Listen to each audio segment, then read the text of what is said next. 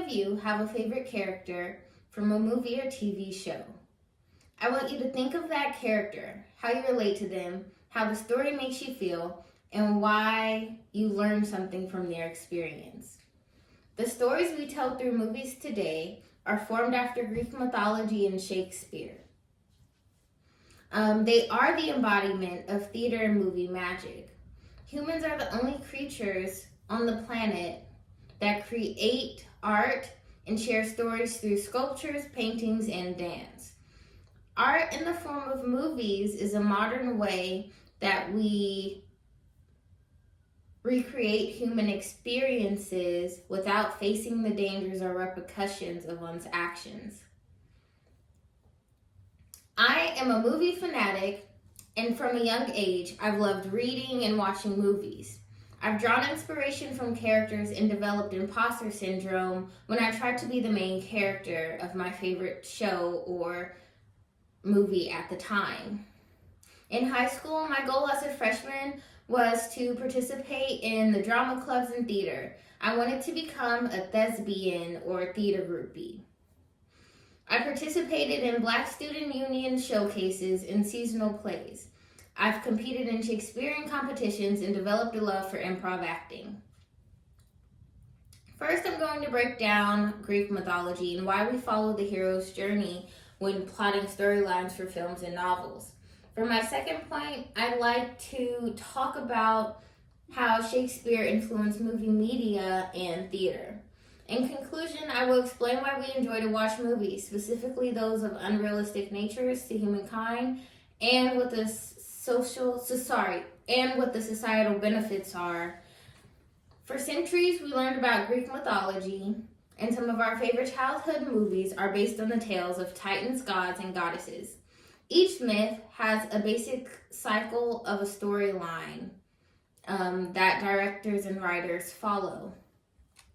An example of this would be in the movie San Andreas starring The Rock.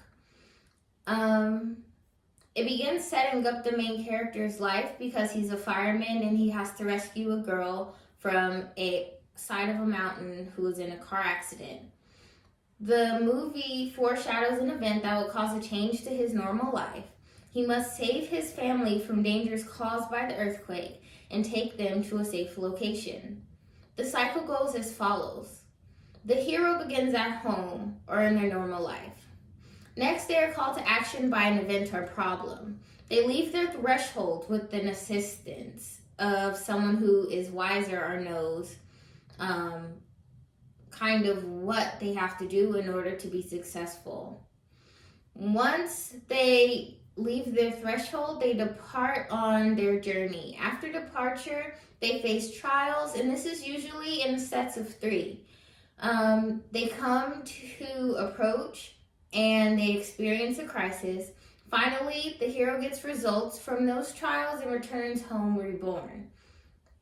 When he returns home, you notice that they are usually changed in mindset or motives or mood, or maybe they came out better or improved than who they were before.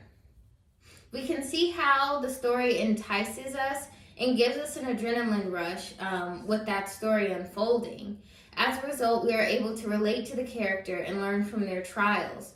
This is why many movies, stories, and TV shows follow the Greek mythology hero's journey to get to character development.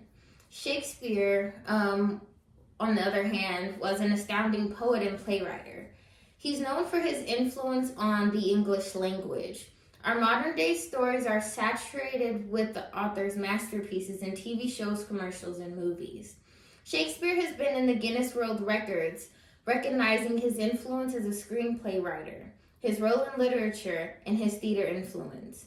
From Romeo to Juliet and his Macbeth and Hamilton, and many more, I believe his influence is based on his experiences during his lifetime.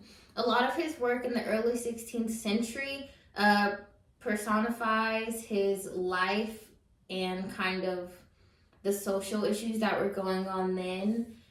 He has 4 genres that he created, which were history, drama, comedy, and tragedies. Theodore Marin, in 2017 journal, states his characters may merely be expressing the views and emotions that Shakespeare deemed suitable in their respective situations. Being able to vocalize your view or placement in the world is successful in movies. This is relevant because each rendition of a writer's analysis, each rendition of Shakespeare's previous works are a writer's analysis of what they think the lesson is and how the protagonist handles the situation. We need to model after Shakespeare's stories because the character is relatable and he plays up the story with harsh repercussions in drama. This excitement we experience when the character wins, or the sadness we feel when they fail, proves that we are rewarding ourselves through the character. And I want you guys to ask yourselves, what would you do if you were in their situation? Furthermore, as my last point, socially movies have evolved. So you have movies that were used as propaganda, such as Birth of a Nation, and I feel like that example there just had such a negative impact on people of color. And it's very important that we talk about how movies can be used for good and evil. A lot of movies were driven by ignorance, and I feel like because for a long time the movie industry was populated with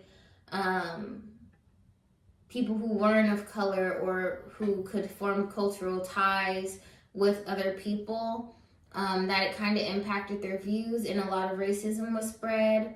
But in more modern days, you do see a lot more people of color who are directors, actors, and screenwriters, so you do get more representation. This is important because they are letting the future generations know that they are important and have a community that supports them. With all things considered, we understand the general idea of stories we tell through movies is useful for learning and sharing stories. We utilize media to communicate and learn from one another's experiences. And in the movie I mentioned earlier, San Andreas, a child saw Dwayne "The Rock" Johnson give CPR to his daughter in the movie and was able to save his little brother from drowning in a pool. So it's moments like that where we can recognize how humanity develops empathy, learn, and inspire through movies.